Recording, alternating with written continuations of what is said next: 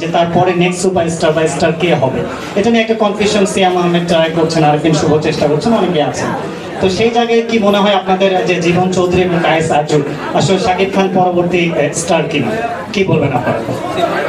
এখন এই প্রশ্নটার জবাবটা আমি এভাবে দেব, কাউকে ছোট করার আমার উদ্দেশ্য নয়।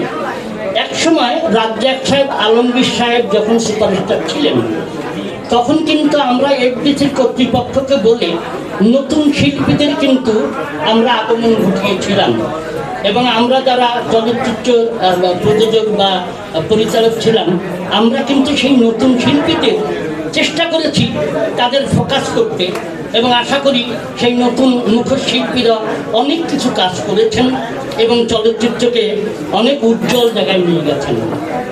সাকিব ভাই আজকে যে জায়গায় এসেছেন, তার জায়গাটা উনি আরও অনেক উপরের দিকে যাবেন, এটা আমাদের কামনা। উনি ধ্রুবতারা হবেন, এটা আমাদের কামনা যে সাকিব ভাইকে আমরা ধ্রুবতারা হিসেবে দেখতে চাই, কিন্তু তার পাশে কায়েস আরজু, জীবন চৌধুরীরা যেন একটা উজ্জ্বল জায়গায় উজ্জ্বল তারা হয়, এই চিন্তা করেই প্রযোজক প্রতিষ্ঠান এবং ব্যক্তি দেবাশিস সরকার চেষ্টা করে যাবে, কিন্তু সহযোগিতা আপনাদের। আমি সবার দোয়া চাই, আশীর্বাদ চাই। Thank you. আমরা তাহলে গানটা শুনে আমরা শেষ করি। গানটা